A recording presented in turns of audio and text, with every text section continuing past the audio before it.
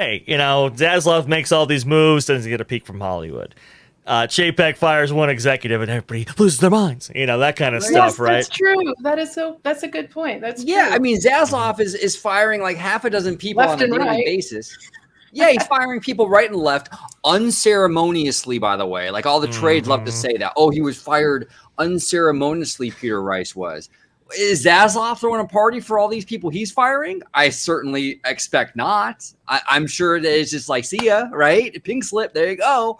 And that's fine. And everyone makes jokes about it. Like, oh, yeah, the acts of Zaslav. And, oh, he, and isn't he adorable? Isn't he adorable? He's firing cheaper than Chapek. That's the big thing. It's like. Right. Isn't he adorable just firing all these people? And how he's making Warner Brothers so lean.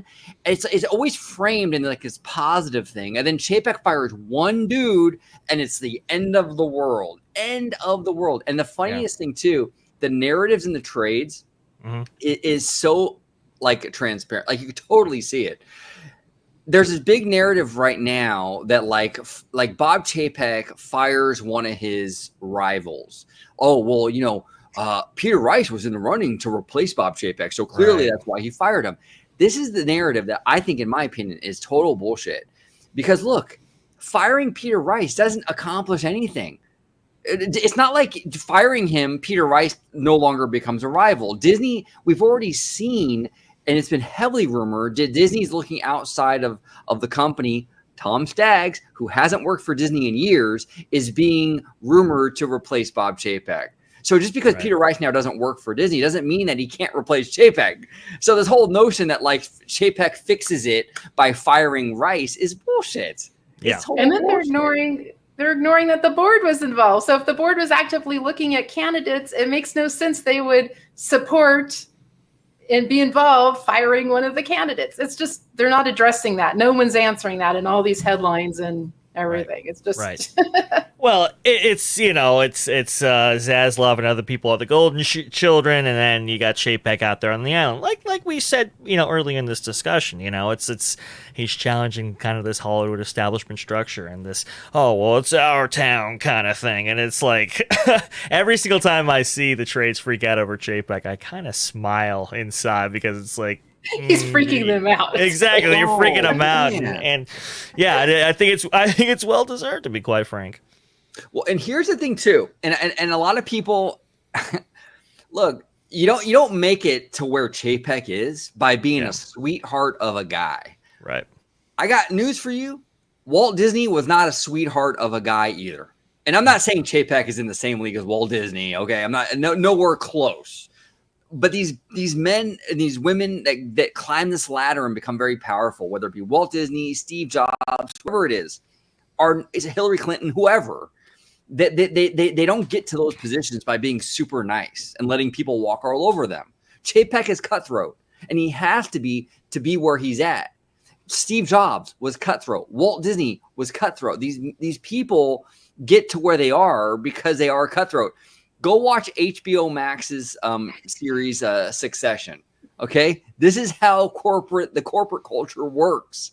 Okay, it's this corporate chess game, and people don't understand that. They really don't. They think like, oh, well, Chapek, because he runs Disney, needs to be nice, needs to play nice.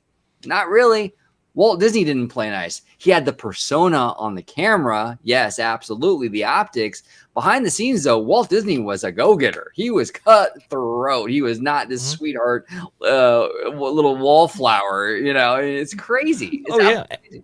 And he had to be, because Walt was taking advantage several times on his way to the top, and I think he understood. He's like, hey, I better have my guard up when climbing the entertainment ladder, so to speak, right? And look, Disney, I mean, anybody in the industry knows, those executives are cutthroat. The lawyers are cutthroat. They play hardball, and I think Chapek understands that more than anybody. And honestly, I think Peter Rice, wish him the very best, absolutely, but I just don't think he was a good fit, and I think he may have participated in the act of undermining of Chapek across the board. And by the way, I just want to dispel some rumors here because we saw some people, I don't know, put on their business, pseudo business degrees and say all this kind of stuff on The Twitter sports and all these other analogy. platforms. Yeah, the sports about analogy. The statement, two different worlds. It is absolutely two different worlds. I will say, some people were saying, vote of confidence. Oh, the board is held to some fiduciary duty and they have to make accurate statements and blah blah blah. And it's like, okay, understand, guys, that.